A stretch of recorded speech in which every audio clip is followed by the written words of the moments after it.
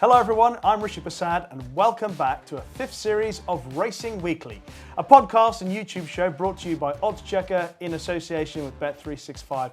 We have made a few changes. We're in a brand new studio and alongside me, in now his regular position, is Steve Ryder. We have a special guest today, Paul Ferguson. Lots of interesting chats to come. But let's deal first of all with Steve and the pressure that you have taking over from Sam Turner in this seat. You've already done that for the newspaper. It seems to be going all right, but it's a different type of pressure in Racing Weekly. The pressure's led to me growing this ridiculous moustache to try and get for a good cause. Exactly, yeah. So anyone sponsoring for Movember, then you can donate. But no, it's going well.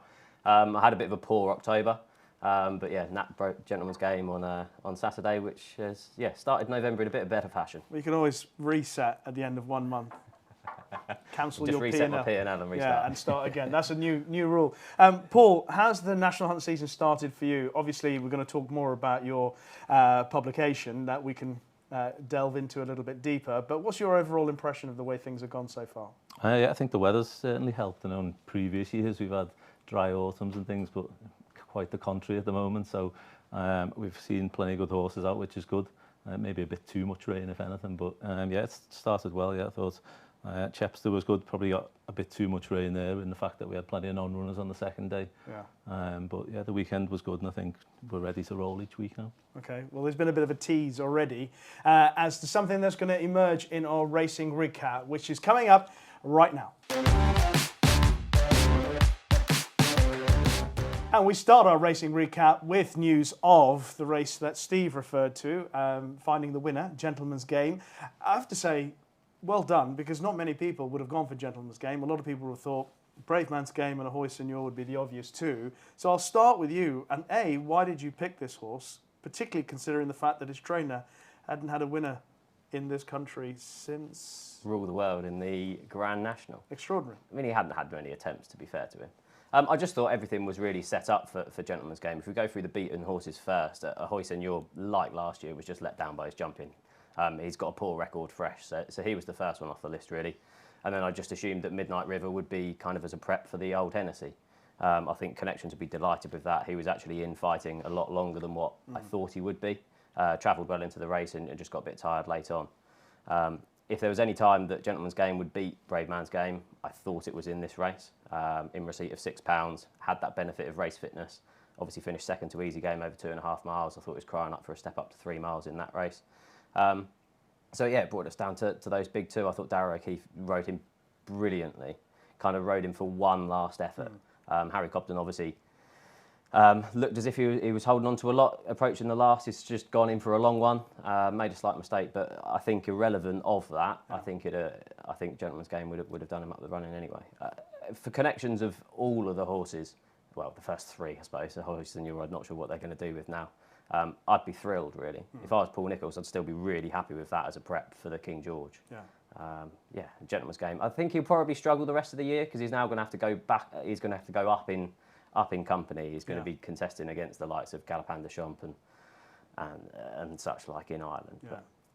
Well, the interesting thing after the race was a lot of people were talking about Harry Cobden and the little error at the last and whether he should have kicked on sooner. What was your view on that, Paul? Yeah, I thought, to be honest, I completely concur with what Steve said. When looking back at the race, I thought that was my notes were the same. The first three, surely the Connections would be delighted with how all three ran. As Steve touched upon, Midnight River looked an ideal prep for the Hennessy Coral Gold Cup, call it what you like. Bravemansgame, I thought Harry maybe was just not hanging on. Coming 2 out, I thought he looked like he was going to win easily. And I think on slightly better ground, I think he would have gone away and won. But with the ground the way it was, first time out, as Steve touched upon, Gentlemansgame was receiving £6 and had the benefit of an earlier run. So all things considered, I think he was a worthy winner on the day, but I certainly wouldn't be distracting from Bravemansgame's chances in the King George based on that. Yeah, Paul Nicholls actually mooted the fact that he could go for the Betfair Chase. Yeah, the way the weather was in Liverpool this morning when I left and the forecast between now and Haydock, I'd be surprised if the ground was really soft. I'd imagine he'd be freshened up and go straight to Kempton because I know when he was beating Clanders Oboe, when he won the Betfair, he thought he possibly left his King George behind when he had that titanic battle with Bristol de May in the mud at Haydock. So whether I think that'll be lingering in Paul's head, and I'd be surprised if he ran. I'd imagine he'd be freshened up now and go straight to Kempton. Yeah, I'd be surprised. He stated earlier on this season, King George Gold Cup for that horse. So all in all, we agree that all three of the first three horses have enhanced their prospects for the remainder of the season. Well, Bet365 didn't think so. Pushed him out from 7-4 to 2-1 for the King George. I mean, I think really that King George market is going to be interesting from Thursday, because obviously Allaho's been declared for the Clonmel Chase. I think he is the one big opponent for Bravemansgame in the King George. So if Allaho comes back as his best in the Clonmel Oil on Thursday, will Willie Mullins put a slightly vulnerable horse who's had injuries in the past into a King George? I mean, I think the race would suit him. I can't believe you've said that's the one big rival. I mean, what about L'Empresse? True. Shiskin? Yeah, There might be a few. it could be a very good race. Yeah, could be a very good race, the King George. Just very briefly, what are you going to do with Ahoy Signor if you were in the position of Lucinda Russell and Peter Scudamore? Any ideas? Keep him to Aintree. Yeah, possibly freshen them up. I would imagine the Cotswold Chase on trials, they'll be back on his agenda. I won that last year, but I just wonder if we get another jumping display like that, whether at some stage they will consider dropping back and maybe trying them with the stayers hurdle in mind. Not a bad shout. But you did make the point that fresh, not the best time to catch him. Probably wait till they give him another go of offences and then decide after that. Yeah, spring ground. It's in previously that appears to have been what he wants. So yeah, just to excuse that, just write that off as everyone did last year. Okay. We give you another chance, Ahoy Signor, but you're running out of them. Okay, we're going to move on and talk about the Bet365 hurdle, which also took place at Weatherby on the weekend. Tremendous effort from Botox Has, considering the length of time he'd been off the track. Big day for his rider, Caelan Quinn. Yeah, he gets on well with him. He's had some big days. I think he partnered them last year to win the old, what was the fixed brush hurdle, Haydock. A little bit inconclusive maybe in the fact that Time Hill and Dashel Drasher, I thought, perhaps underperformed. Not one to discredit the winner in any way. He was only rated 148 before that, but he was conceding weight to the placed horses. I noticed this morning they've put him up £4, so 152 probably be forced now back into graded company. Yeah. He did, of course, win a graded race about 18 months ago when he beat Brewing Up a Storm at Fontwell, so I think those kind of races will now probably be on his agenda. All right.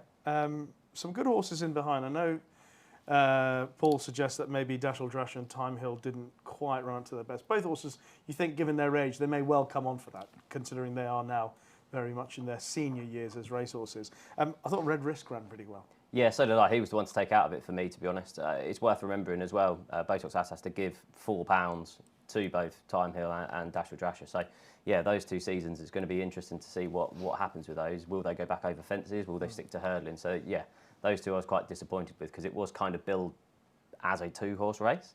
It's going to be interesting. Like Paul said, that's kind of his weight increase is kind of taking him out of the old fixed brush hurdle that he won last year. But Red Risk could head there. I was quite taken with Red Risk. I thought that was a career best performance. Yeah, he travelled very well. And I'm surprised actually he didn't quite get it done, but it looked as if he just ran out of puff in the last 100 yards or so. Yeah, maybe a slight drop back in trip. Yeah. Anything else from that Bet365 hurdle that we ought to take note from? No, I wasn't overly fussed on it as a piece of form going forward. It's a race that he's squinted his face up now twice, so I'm not going to pursue it. Would you? I mean, Bet365 hurdle. Well done to Botox Has and the team, but we're not going to think that this is going to be a huge guide to the rest of the season. No, and I just think as a whole, the stay-in division often is the case. It's quite up in the air now. It looked as though Gaelic Warrior maybe would be the one to take the stranglehold of the division, but he's going chasing now. Yeah. So again, it's up in the air. So as we touched upon, maybe there's a gap in the market there for the likes of Ahoy Signor. Segir Harder be another one in Ireland, I would think, who might, given his jumping, I wouldn't say frailties, but he struggled a little bit last year. So again, if he doesn't live up to expectations first time out over fences, you often get that in the stayers. Horses coming from left field who don't start the season with that as a target. So I think that division will develop as the season goes on. And Emma Lavelle hasn't given up on Paisley Park yet either. She said in the press recently that there's still life in the old dog yet. Yeah, it is just a remarkable horse to watch. Is he going to actually want to jump off? Is he going to jump off on terms? Is stay on up the hill? He's enigmatic now these days. All right, let's speak about the Bet365 Mares Hurdle, which also took place on the weekend at Weatherby. You Wear It Well beat Lucia. Lucia had every chance, I thought, to get past, but You Wear It Well doing what she does. I mean, a terrific day for Jamie Snowden, a terrific ride from Gavin Sheehan. I thought a really commendable performance from the winner. Yeah, brilliant front running tactics. That's her way that she's going to go. Kind of ran the sting out. Like you said, Lucia looked as if she might go past, made a slight mistake at the last, but the winner did as well, to be fair. Katira kind of ran a bit below form, but probably wasn't suited by the drop back in trip. I think 2.5 mile will be where she wants to be at this season. It's going to be interesting going forward. That Mares division is going to be interesting because you've got those coming from the old Dawn Run Mares Novice Hurdle of last year that looked relatively strong at that point. But I'd prefer the old juveniles. I'd prefer the likes of Lossiemouth and Gala Marceau stepping forward when they actually meet. Those two Willie Mullins mares are probably going to be over in Ireland. But yeah, come March, I'd prefer to be on both of those than the likes of You Wear It Well, I think. The one thing about You Wear It Well, though, I think we'd all agree, is that very few horses will have her attitude when it comes to getting the job done. She seems to be willing to try as hard as the rider wants. Yeah, she does, yeah. She's completely versatile in terms of ground. I think she does handle testing conditions particularly well, so that probably suited her coming back in trip. But she showed last year she's versatile in terms of trip as well as ground conditions, and she's just thoroughly likeable.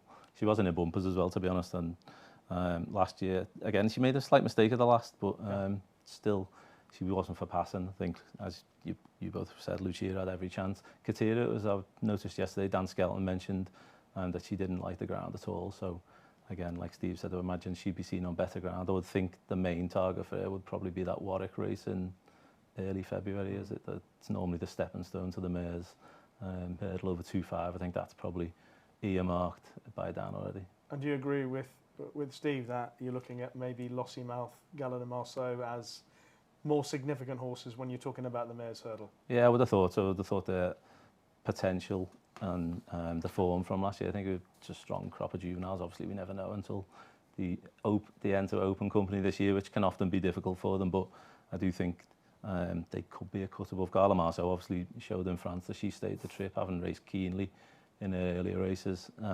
Lossiemouth, I thought they might have campaigned, they might have given her the opportunity to see if she could develop into a champion hurdle horse. But it doesn't seem like that's going to be the case. Willie's kind of mooting the Mares hurdle route, and I think he said that neither would be out till Christmas or the New Year. He's going to, with them being juveniles going into open companies, you think he's mindful of giving them maybe a light campaign ahead of Cheltenham, so maybe the Corvega route will come into. Have you two disagreed on anything yet so far in the show? Because so far it seems like... No, yeah, we haven't even compared notes neither. So this is ridiculous. Just quick, that Gala Marceau run in France is well worth looking back if you haven't. It was towards the end of the season. There was a French-trained odds-on favourite that finished second, but yeah, Zaret the Brave finished third and went on to win a Galway hurdle. So she's a weird one because she's really keen in her races. She wears a hood, but that step up in trip to 2.5 miles just seemed to absolutely... It wouldn't be the obvious thing. It wouldn't have been the obvious thing. You'd think that you'd want a really flat-out 2-mile... sharpish. But I was blown away by her. I haven't had a Cheltenham anti-post bet yet, but her at 10-1 for the Mares hurdle with Bet365 was as close as I've come to having a bet. She's the one. Oh my God, she was the one.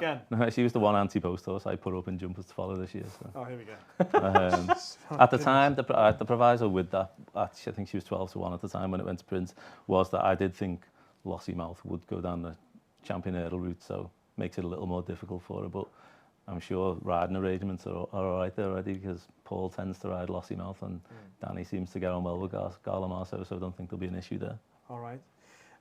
Let's see if we can get them to maybe part ways. What I'll do is we're gonna look back at Ascot and also look back at the Breeders' Cup. Ascot, I'll give it to you, Paul, and you can tell us about some performances that you enjoyed. Particularly, the one that was the most impressive I felt was Boot Hill. I thought that was a fantastic effort. Travelled, jumped, bounded away, the huge jump at the last.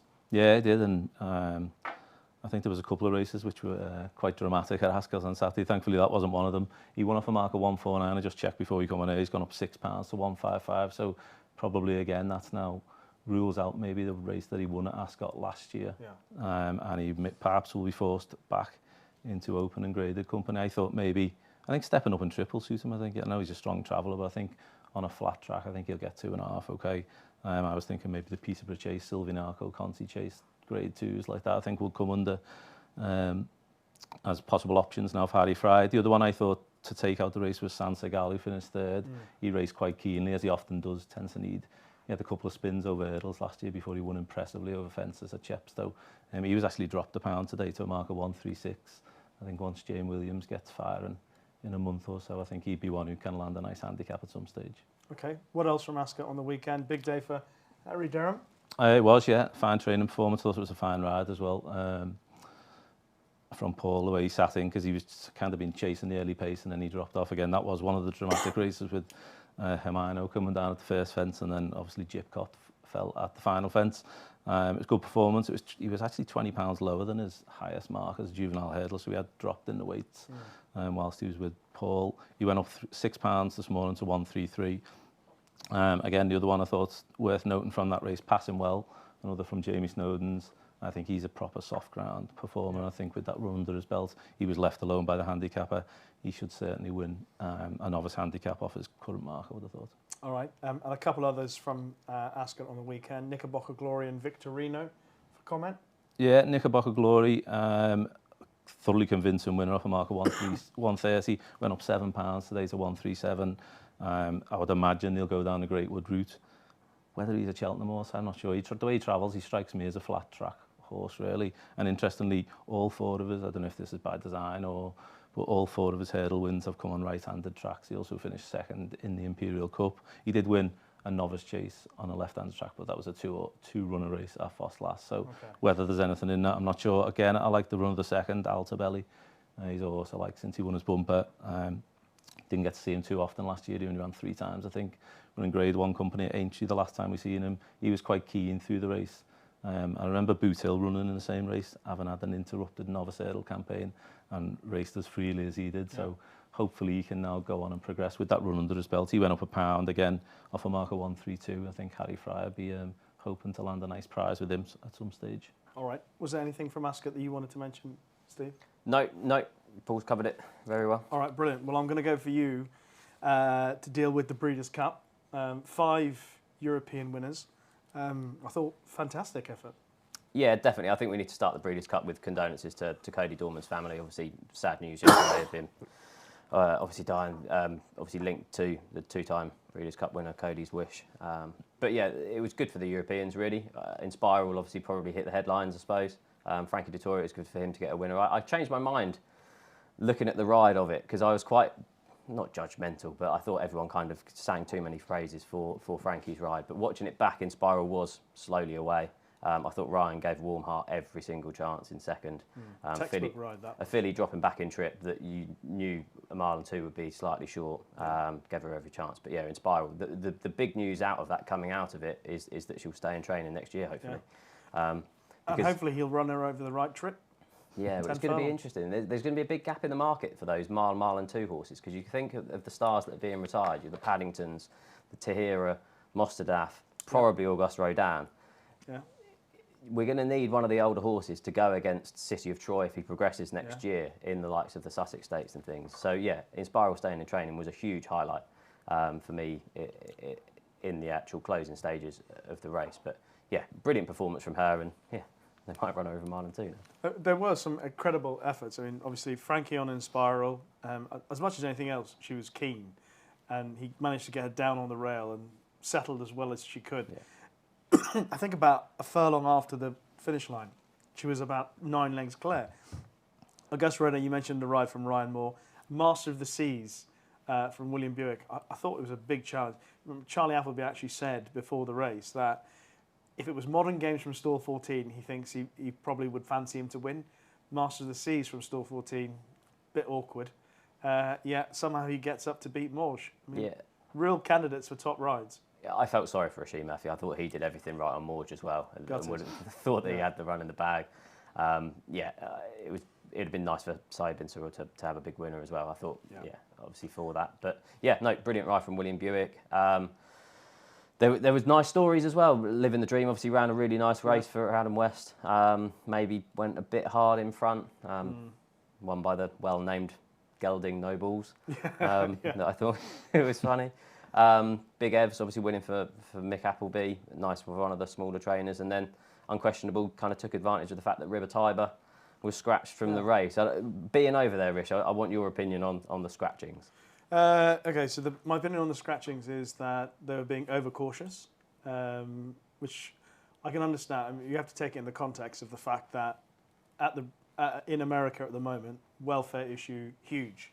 You know, obviously horses dying on the racetrack or dying either competing or in training. It's not nothing that we want to see, nothing that anybody in the sport wants to see, and anything we can do to prevent that is first and foremost a priority. It led to perhaps slightly overzealous inspections, but I guess to counter that, they can look back at the Breeders' Cup and say, actually, it's passed off without too many incidents. I mean, Mountain Bear was injured, but nothing serious or nothing terrible. He's going to be, I think he was able to ship back, as they say, back to, he had, I think an hour after the race, he'd already had screws inserted into his, where the fracture was, and he was heading back to Ireland. So apart from that, it seems that everything passed off well, which was the main point. So in terms of whether it was right or wrong, I think the Breeders' Cup committee can look back and say, job well done. Yeah. And the other thing as well, you think about how many times you've heard trainers say, I mean, we all work in it, you know, you all hear them say, well, I wouldn't run the horse if he wasn't 100%, or I wouldn't run the horse if she wasn't 100%.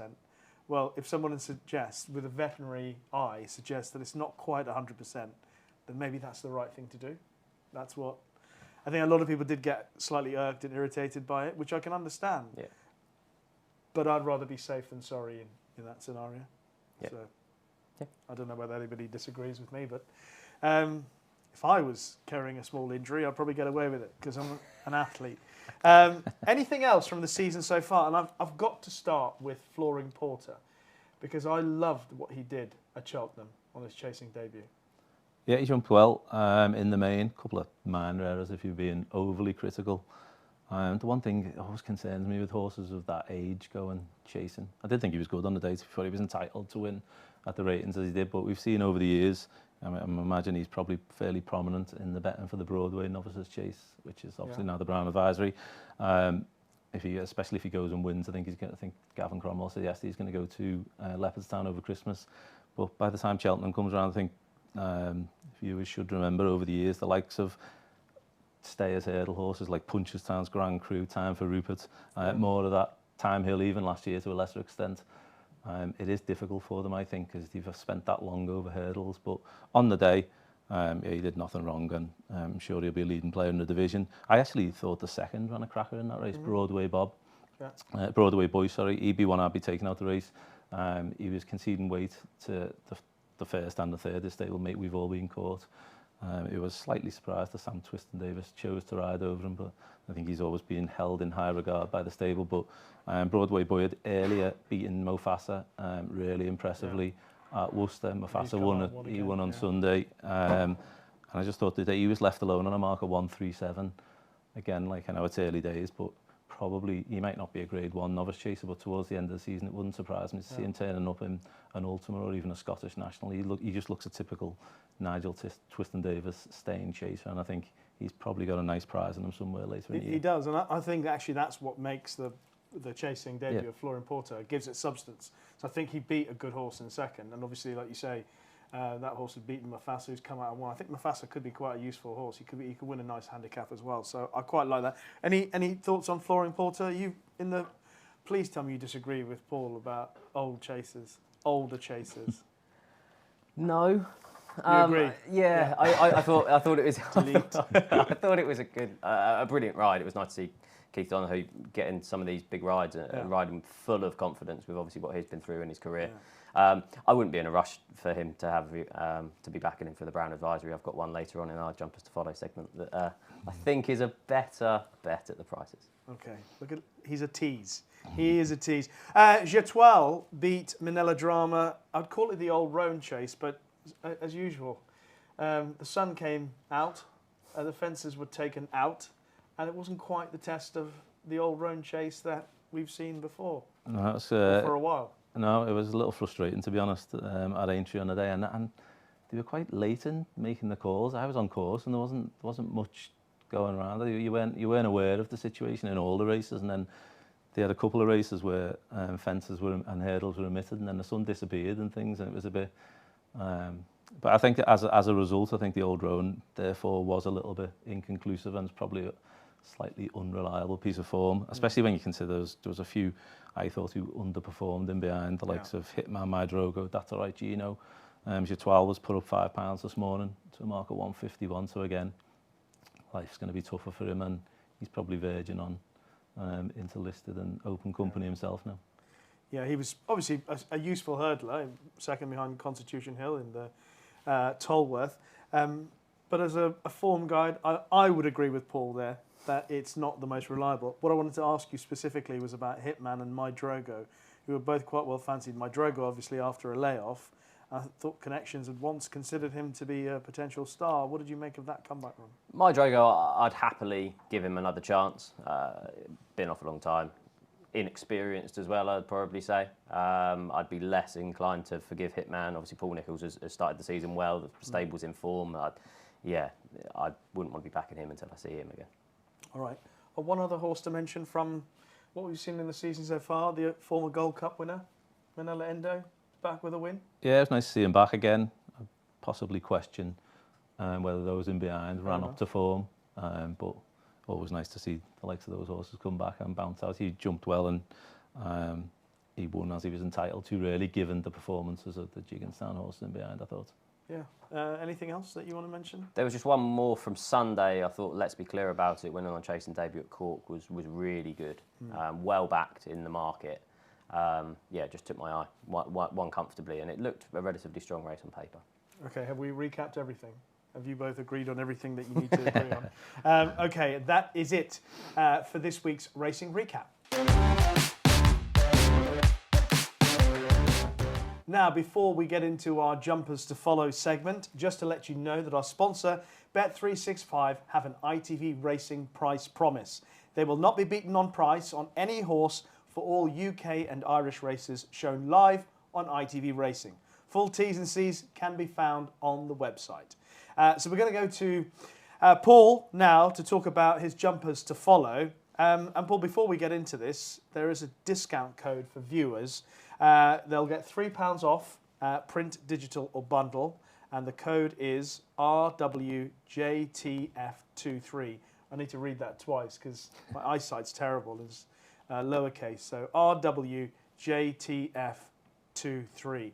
Okay, and you're going to kick things off for the Jumpers to Follow, and you've picked out 7 horses for us, and the first one, I believe, created quite an impression at Carlisle last weekend. He did, yeah. Firstly, to be fair, I had to contact Steve and say I was making a late substitution. Just such really? Was the impression that Johnny Hu made. But he was actually the 7 horses I'm going to cover all of, including the 40 leading prospects within the book. And Johnny Hu was actually a leading prospect last year. He obviously had a slight setback, so we only seen him reappear late. He ran in a bumper at Taunton in late March, I think it was. It was actually a good day for JP McManus. I think in the space of 20 minutes he won on Mirazur West, who a lot of people are talking about as a horse to follow for the season. He won over in Ireland. But Johnny Huey, the earlier, obviously won his point-to-point in Ireland. And I know that you can't always take that form literally, but he had Hermes LM back in 3rd that day. So a bit of substance to that.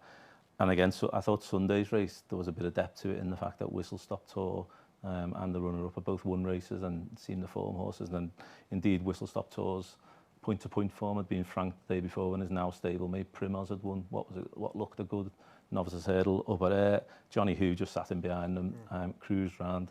Thought John looked in complete control throughout and won as he liked. It was only a short winning margin in the end, but he was valued for a fair bit more. I would imagine that John Jew's got the Challow hurdle earmarked and a potential clash there with Captain Teague. Yeah. And it's nice to see John Jew's actually got a good squad of young horses this year. Mount Fuji Park was another who impressed on debut. I think he might go to the Grade 2 at Cheltenham next weekend. Hastings, I'm not sure on the pronunciation, but he ran well in the Aintree bumper and there's another to come out for John Joe and JP. So it's good to see them with a good squad. But Johnny Hu, I think, would be pretty high up the pecking order at Jackdaws. A substitution worth making. Okay, so Johnny Hu, the first of your 7 to follow for the season ahead, and from your Jumpers to Follow. Who's next? Well, we're going in alphabetical order now. There was no particular order, honestly. Johnny just jumped to the top, being a late introduction. Next on the list is Etalon, trained by Dan Skelton. He's currently rated 120. We've seen him entered in novice handicap chases, so he must be, I'm hoping he's ready to roll soon. He was fourth in EBF final. He had a light campaign last year. I actually liked him the year before. He ran in one bumper at Chepstow. I saw him the summer before last down at Dan's. He's a big leggy individual who was clearly just biding time. Had a nice light campaign last year, but that EBF final, it tends to work out well, and it worked out really well. I think before the end of last season, I think there was 8 individual winners out of the race. Obviously, Crambo, who won it, came out and won Aintree in one of those omitted hurdle races. But he's gone up £6. I think Crambo goes for the old fixed brush hurdle now, and has probably got a leading chance. So I think that's strong form. And Etalon is definitely one to note, off a mark of 120 in a novice handicap chase. Okay, so Johnny Who and Etalon, the first two. Who's next on the alphabetical order? Gidley Park, trained by Harry Fry. We've only seen him once. He was a soft ground bumper winner at Chepstow. Travelled really well, looked quite green up the straight, but once Johnny Burke got a hold of him, he really finished strongly. And he beat a nice horse called the Jukebox Man, who then came out and won a Foss last. So Frank the Form, I think the Jukebox Man's entered in the maiden hurdle at Aintree actually on Sunday. So again, might give us an idea. Harry Fry looks to have a good team of young horses, and I think Gidley Park might be top of the pile. I think we'd probably see him up to 2.5 at some stage, but I think given how he won his bumper at Chepstow, I think on a stiff track like Chepstow or Exeter, I think on soft ground he'd be all right over the minimum trip to begin with. So Johnny Who, Etalon, Gidley Park, and everyone obviously writing these down as we go along. Or you can just scroll back, that's how we do it these days, and watch it again. But who's next for you? Giovinco, he's the horse who actually dons the front cover of Jumpers to Follow this year. He's one who we have seen this season. Unfortunately, came down 3 out. Didn't give Stephen Mulqueen much of a chance, but he was working his way into the race nicely. I thought in the main he jumped well, and ironically probably put his best leap in at the 4th last before coming down 3 out. Maybe there's similarities with it. Ahoy Senor, no, he unseated his rider on his chase debut at Carlisle, and then on his second start won a grade 2 at Newbury at the Hennessy meeting. Giovinco, he was 3 from 3 over hurdles last year. Possibly maybe the race he won at Perth when he really focused on a lot of people's attention. Maybe that fell apart a little bit, but I think he is a horse with a lot of ability. And he holds an entry at Aintree on Sunday for marker 143 in a novices handicap chase. Okay, so something to look forward to sooner rather than later as well. And then you've got Glenn Cannell next. Yeah, he's one from the Laura Morgan stable. Laura possibly hasn't really got going yet this season, but I think it's only a matter of time. She's a nice horse who finished second Wild Side of Life at Weatherby on Saturday, but this is a really nice horse. He's currently rated 119, so again, he's another one for novice handicap chases. He won twice on soft ground over hurdles last year, but I think, again, every inch a chaser. I went to see him, I called at Laura's a couple of weeks back on my way to Southall. Huge, big, imposing individual. He'll want soft ground, but we saw last year Laura has a knack of improving horses as they go chasing. We saw not long till May and Whistle in the Dark. I think they both improved £32, I think, if I'm not wrong. I'd be asking a lot if Glenn Cannell can do the same, but I think from a marker 119, I'd be disappointed if he couldn't win a couple of chases before the handicapper catches up with him. All right. Then Kerry Lee's in the main line. Yeah, he's in there, and he's been one of the success stories already. Obviously, already been out and won the Welsh Champion Hurdle, and I think he did that despite racing really keenly in the early part of the race. Once he settles, and I think with that run behind him, probably will do. I think he's got stamina. He obviously won over 2-2 when he won that Premier Kelso Novices Hurdle, so I think he could get a bit further. They only put him up £5, which I thought was more than fair for that Welsh Champion Hurdle success. I can see why he's favourite for the Great Wood Hurdle if they go that route. And I think probably the way the weather is, it's probably looking more likely, because I know she said at the time, Kerry, that she's got Black Poppy also in the race, but he wants a bit better ground and was obviously beaten at the October meeting. So I think the way the weather forecast is, I would expect that Nemean Lyon's probably on target for the Great Wood on Sunday weekend. I think whether it's there or maybe Ascot later in the winter, I think there's definitely another big handicap in him, and then hopefully he can go and progress through the ranks. And to complete your magnificent 7, it's going to be the Kemble Brewery, trained by Kim Bailey, who's enjoyed a fantastic start to the season. He was a bumper winner at Huntingdon last season, and he came out and won the bumper at the Showcase meeting. Again, he raced really keenly, so the first couple of furlongs, I thought he was doing a bit too much under David Bass, but he still finished really strongly, conceded weight to those in behind. The runner-up ran a good race for Dan Skelton. There's probably one worth keeping an eye on as well. But I suppose the conundrum now for Kim and his team is whether they stick to bumpers or they send him hurdling. He's only a 4-year-old. The option would be to go back to Cheltenham, I guess, on Sunday week for the listed race. But if he does that, there's a new rule and then that you wouldn't be able to run until the champion bumper, so you're kind of forgiven part of the season for that. So with that in mind, wouldn't be able to run again until the champion. No, there's a new rule in where if you've run in 3 bumpers, you can only, your 4th run can only be in the champion bumper or the grade 2 at Aintree. So he's then going to be on the sidelines, which may well, if they think he's going to win the listed bumper, but you'd probably, if you're going down that route, you're probably going to have to think you've got a major chance in the champion bumper to forego 6 months of the season, maybe, or 4 months. That's a strange rule. Yeah, it's one of the new BHA rules that came in this year. So possibly with that in mind, maybe we'll see him over hurdles next. But wherever he goes, he's a good-looking athletic son of Blue Brezel, and I think he's a smart one. Okay, so just to recap, the 7, or the Magnificent 7, as we call them for Paul: Johnny Who, Etalon, Gidley Park, Giovinco, Glencannel, Nemean Lion, and the Kemble Brewery. Okay, Steve, you've been sitting back, observing, watching, and you've also picked out 3 to follow for the season. Just quickly, I agree with every word that Paul said around those 7. Oh, God. Here we go. I'm assuming you're going to agree with the 3. So. My first is Tiger Bay Queen. She's a 5-year-old mare trained by Peter Fahey. Ran in 2 bumpers so far, but had a year between them. Finished second behind the Willie Mullins trained Mercury in a bumper in January 2022. And then wasn't seen until winning a listed mare's bumper at Fairy House in April. It's worth going back and watching both of those. She travelled so well into the races, particularly in that listed mare's bumper. Jamie Codroda out the back, made really a good headway through and ended up winning by 7 lengths. Okay. Looking at it, good form. Miss Augusta finished second that day, won on her hurdling debut a week ago, and then finished third in a grade 3 mare's bumper at the Punchestown Festival. So good pieces of form. She was well back that day, 25 to 1 into 11 to 1, and she's been bought by JP McManus. After that race, she's all pace. She'd love the 2-mile one. She's currently 16 to 1 for the mare's novice hurdle at the Cheltenham Festival. So yeah, I'm excited to see Tiger Bay Queen this year. Okay. And then next, you've gone for Monty's Star. Yeah, I loved his win last year. So he beat his better fancied stablemate, Hidden Valley Lake, in the grade 3 at Clonmel in February. That was actually his first win over hurdles. It was only his 2nd start. He's a big chasing type. He was still a bit clueless during the race. When he hit the front, he's looking around. Yeah. But yeah, he pulled up in the Abbott Bartlett after that. The winner that day, Stay Away Faye, actually beat him 6 lengths in an Irish point-to-point. So even though he pulled up, it received a bit of a form boost in there. It's probably because of the silks, but he reminds me a lot of Manella Indo. Right. But yeah, big chasing type. He's 50 to 1 for the Brown Advisory Novices Chase with Bet365 for a yard. Henry Bromhead, how many hurdlers has he improved chasing over the years? Yeah, 50 to 1 seems a big price. That is what he's bought for. And yeah, I'd be excited to see him in those graded novice chases in Ireland this year. Okay, thinking outside the box a bit. 50 to 1 Monty Star for the Brown Advisory. And the last one is a horse who created quite an impression in what looked to be a good race at Ascot recently. Yeah, it's Django Bay. It was raised a few eyebrows when Nico de Boinville was down to ride him at Ascot.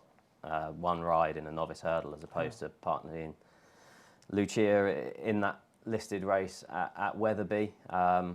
But yeah, on the face of his victory by a nose, it wouldn't be the most exciting piece of form. But if you go back and watch that race, I don't know how he's won, to be honest. He pulled hard early on in the race. He only dropped his head when Nico let him stride on, kind of halfway through the race. Made a mistake at the last, got headed by the second, who's probably worth putting in your tracker as well. Tell her the name. They pulled 13 lengths clear. He showed a brilliant attitude to get back up at the line. He was well entitled with how keen he was in those early stages of the race to just fall away and finish second, but fought back at the finish, won by a nose. I think with how keenly he raced in his race, I'd want him to stick over 2 miles. I know he won finished second in a point-to-point over 2.5 miles. But yeah, he looks all speed to me, so 2 miles will be his trip for the year, I think. Okay, so Tiger Bay Queen, Monty Star, and Django Bay, your 3. Yeah. Okay. I'll mention one, shall I? Can I Go give you for it. one? In the Waterside. I'm sure it's no surprise to everyone, but he somehow managed to win first time up after doing so much wrong. He was far too keen on his seasonal return. It's pretty obvious that he's held in high regard. He looks like a beast, and I'm very excited to see what Paul Nicholls is going to do with him. He's got a challenge to try and get him to settle, but if he does learn to settle, very exciting to see what potential he has. I think Paul Nicholls is pretty clear that what he's doing at home and everything that he does suggests that he could be pretty special. So in the Waterside, just as a horse to follow, hoping that he could go to the very top. Just before we close off this section, Paul, I wanted to ask you a little bit about the amount of work that you do to get, because I've heard you say you've been to Laura just now, Yeah. Laura Morgan's, you've been to this person, that person, all these different trainers, all these people that you visit. I mean, when does your work start in order to compile your jumpers to follow? Literally as soon as Punchestown finishes, pretty much so. Really? Yeah, no, a lot of my stable visits actually take place after the book's gone to print. We go and do a bit of filming and stuff and see some of the horses' work who feature in the book, obviously to help with promotion and stuff. And I like to write the majority, 95% of the book, bar the jockeys who contribute.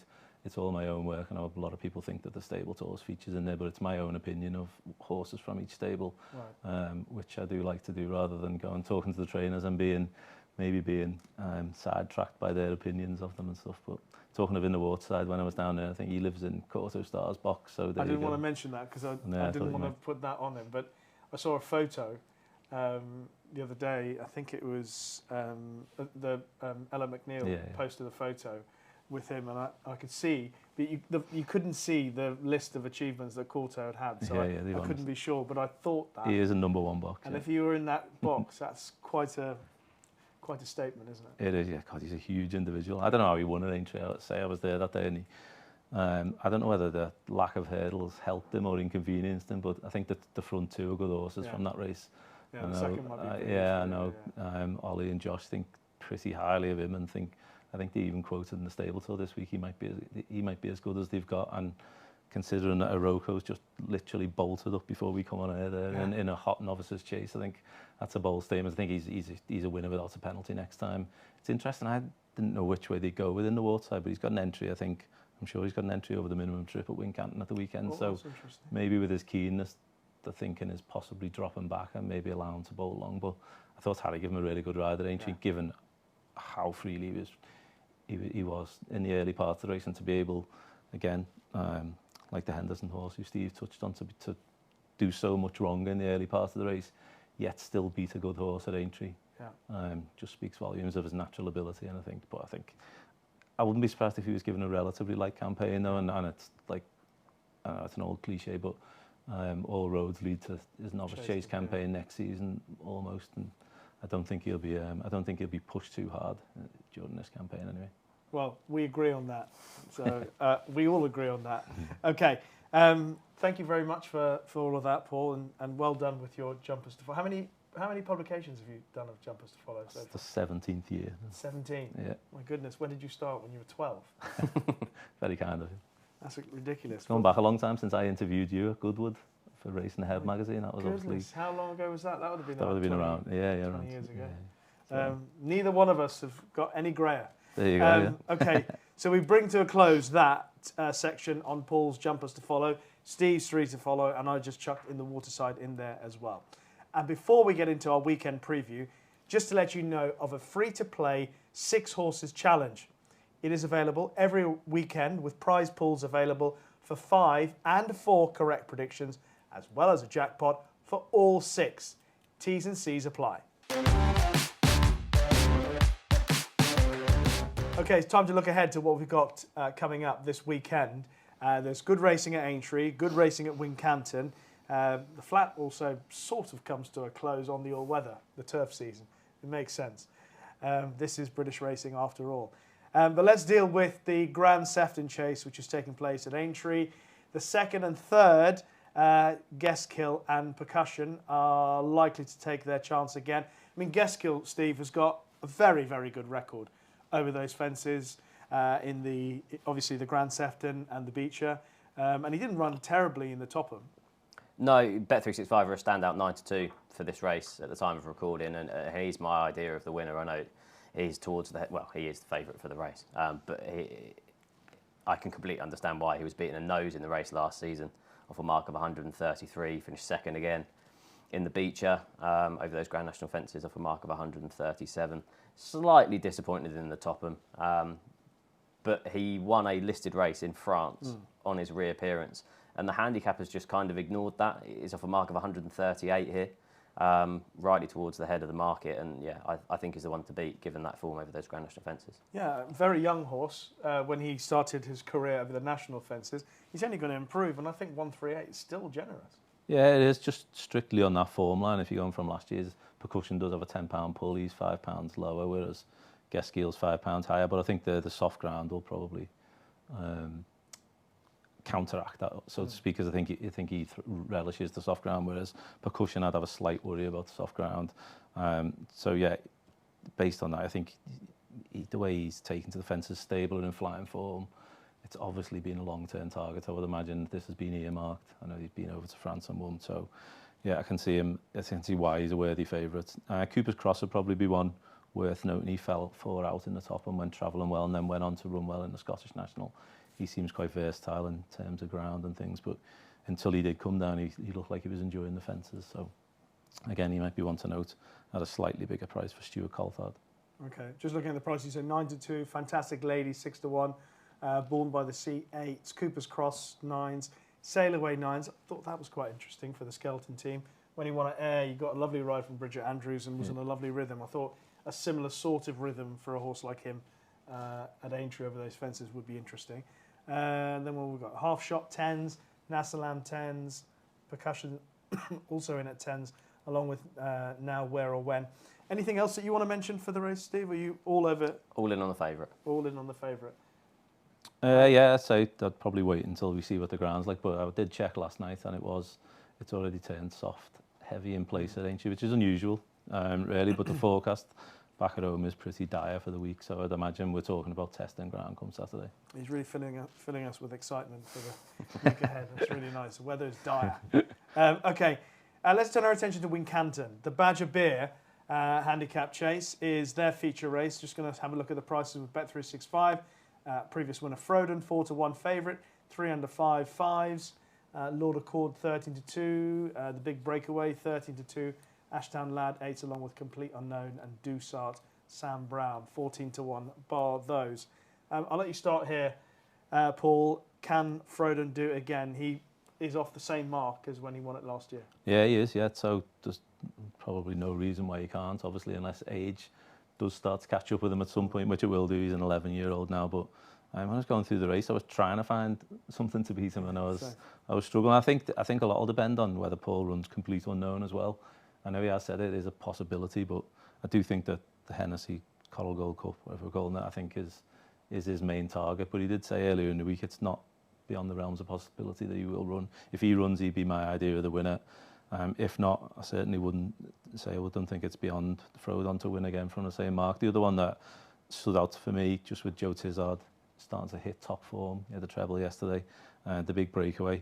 I think he's only £1 higher than when he was runner-up in the Welsh Grand National, so on soft ground, I think overall you'd probably say he's got a slightly disappointing profile considering how he started his chase when he won that novice chase first time out at Cheltenham a couple of years ago, and as a hurdler, I know, but he goes well fresh. We've seen that in the past, and say with the stable in form, there's probably is a big race in him off his current mark of 149, and I wouldn't be surprised if he went well on Saturday. I was once in love with the Big Breakaway, but he broke my heart on a number of occasions, so we're done. Watch him win. What do you fancy? I'd give a chance to certainly Red at a bigger price. I think around 14-1 for the race. Lydia Richards trained 2 from 2 at Wincanton.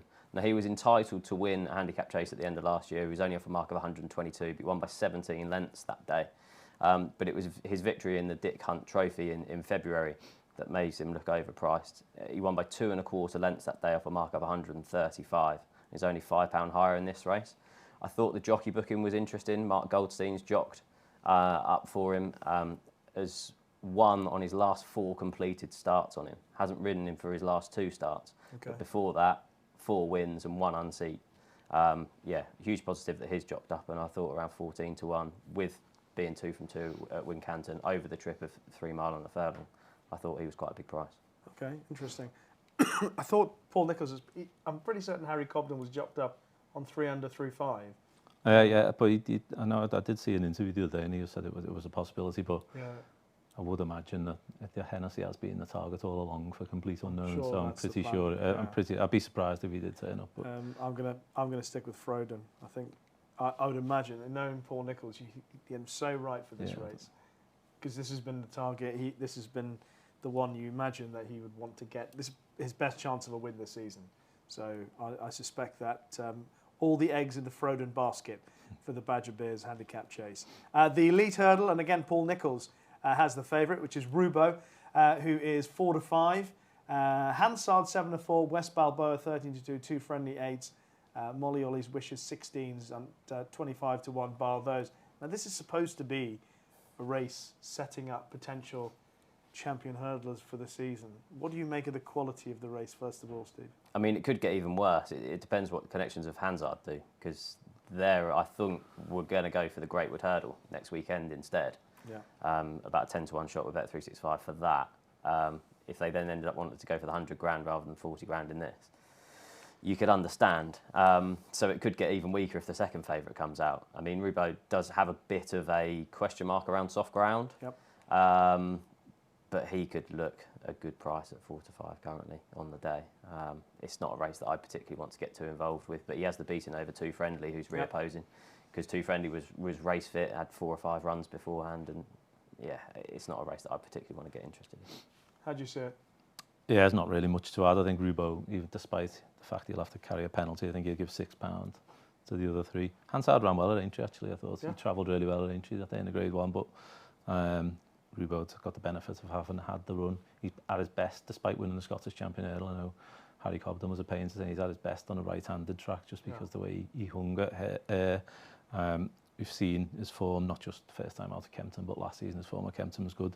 The one slight concern, as Steve said, is the ground. He's not really known on those conditions, but on all known form, it'd be disappointing, especially West Balboa. I'll go to Aintree surely over 2.5. So again, I'm not sure where the opposition will come from, to be honest. So he'll be disappointed if he's beaten, and I would imagine then that they might try and take Constitution Hill on and chase him home in the Christmas Hurdle. Yes, a small field indicative of the dearth of top-class 2-mile hurdlers in this country, bar the mighty Constitution Hill, first of all. Okay, we're going to have a look ahead to the Rising Star Novices Chase, a race that's thrown up some smart horses. Paul Nicholls obviously has won it in the past with Silvinialco Conti and Froden. Paul Nicholls seems to be the person to rely on here with Napper's Hill. What did you make of the chasing debut behind Unexpected Party? I thought it was okay. Unexpected Party is obviously expected to run well next weekend. But yeah, I was slightly disappointed, given his kind of rating over hurdles. I was slightly disappointed with it. And he's been put in a relatively short price for this. I'd probably take a chance on the Irish Raider in this. Dusty Sheehy looks as if he's going to bring over Captain Combi for this contest. We've obviously already seen at Cheltenham earlier on in the season, the Irish coming over and dominating the races. So yeah, Captain Combi would be respected for that. He's had 2 starts over fences, won impressively by 6.5 lengths at Killarney on his chasing debut under Keith Donoghue, and then finished second behind Sharjah at Tipperary in a Grade 3 novice chase. He just got outsped that day, but behind Sharjah is perfectly fine. You're entitled to do so. How many champion hurdles did he run in? I just think that extra experience, that extra run, he's going to be facing the likes of Napper's Hill, Might Eye and JPR1, who, yes, have ran well over fences, but they've only ran once. I think that extra run might turn it into his favour, and he's around 5 to 1 for the race. All right. What do you fancy for the Rising Star?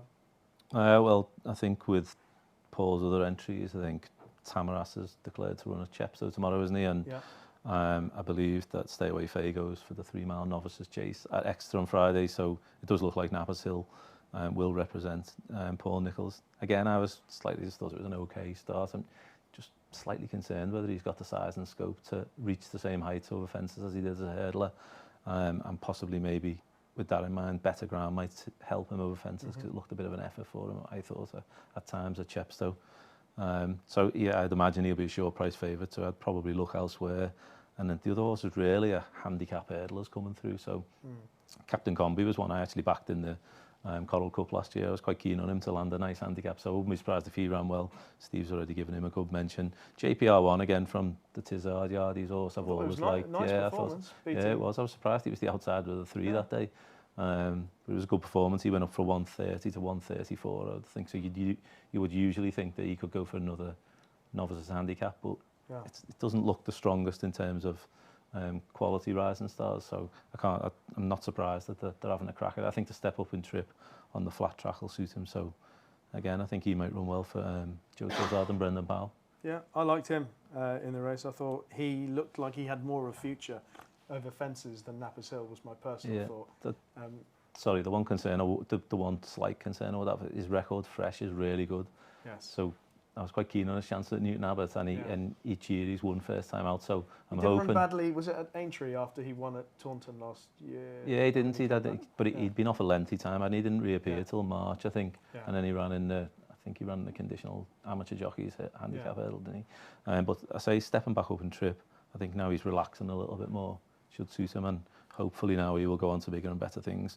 There's a couple of interesting debutants in the Doyen Star and Givega as well if they turn up, but in terms of rising stars standards, possibly slightly below best. All right, and we were hoping to see potentially Queen's Gamble, one of my favourites, certainly one of Paul's favourites, but not running this week, Queen's Gamble? No, I just checked the decks for Thursday for Newbury before we came in, and she hasn't been declared, whether that's to do with the ground possibly. She does want better ground. I think that's where she struggled towards the end of last season in bumpers. She obviously came out and won at Warwick when she was still with Oliver. Obviously she's moved with Oliver Tarry Durham now. Jumping would need to improve, but I think they've got the listed race at the Hennessy meeting in the back of the mind, so maybe they'll just skip this race if the ground's a bit too soft. I did have one horse to note when we had anything to note. He wasn't declared at Newbury, but this is an unraced horse of Paul Nicholls called Regent's Stroll. Regent's Stroll. Yeah, he's entered at Wincanton on Saturday and Sandown on Sunday in bumpers. He was entered in Newbury's bumper, but he wasn't declared. He's a 4-year-old by Walk in the Park, a full brother to R.U. Wise to that, who is a decent horse of John Joe Neal's. He ran over fence at Ascot last week, so he is from the family of Did They Leave You Out Too and the Mighty Denman. But he's actually features in the book in the breeding section, just pedigree alone. But when I was down at Ditches, of all the unraced horses to catch my eye physically, this was the one. I know he's got an entry in the valuable DBS sales bumper, or the Goff sales bumper, I think it is now in March. But it looks like they're going to get a run into him before, and he filled the eye when I saw him. Okay, I hope he takes more after Denman than Did They Leave You Out Too, because he disappointed quite a few of his fans. Anything else for the weekend? Anything else about anything coming up soon that you wanted to mention? No, we've mentioned him, I think, Allaho. Make sure you watch him on Thursday. Allaho Stay Away on Fame Thursday. making his chasing debut at Exeter on Friday. They'll both be well worth watching. Okay, and Regents as in Regent's Park, is that? Yeah, Regents with an apostrophe. Yeah. Okay, perfect. I'll mention one more if you don't mind. Please, yeah. Lucinda Russell's. He's actually entered in the same race as Giovinco at Aintree, but he holds 2 entries at Kelso, a horse called The Legislator. Okay. And Sam Turner, who we've touched upon, filling in for him. He's actually his horse to follow and jumper to follow this year, as well as being one of my leading prospects. He's only rated 115, loves soft ground. I'm convinced he's definitely a lot better than 115. He beat a horse, sadly, the ill-fated Snake Roll, who was rated 127 when with Lucinda Russell, and say from a marker 115 in a novices handicap chase. I think he's one to know. I would assume that he'll go to Kelso if Giovinco goes to Aintree. Well, brilliant. Tremendous info from the both of you. Hopefully people watching this week will be flush with horses to follow. Regent Stroll, The Legislator, etc. 3 to follow. I've mentioned 50 to Monty Star. I noticed you didn't write down The Legislator. Was it too long for you? I can't spell. I'm not very good at spelling. I can spell Regents, but spelling other stuff like... Yes, too many syllables in that. But that is it for this edition of Racing Weekly. We are glad to be back. Of course, Racing Weekly brought to you by oddschecker in association with Bet365. Thank you very much to Steve Ryder and to Paul Ferguson for joining me on the show this week. As always, if you like what you've heard or watched in this or any of our previous episodes, then leave us a kind review on Apple Podcasts or in the comments section on YouTube. Yeah, only kind reviews in the comments section on YouTube. I know some of you don't always say kind things, but that's the nature of life. Anyway, we'll be back next week when we're going to be joined by Gavin Lynch to have a look ahead at the November meeting coming up at Cheltenham. But for now, from Steve, Paul, myself, bye-bye.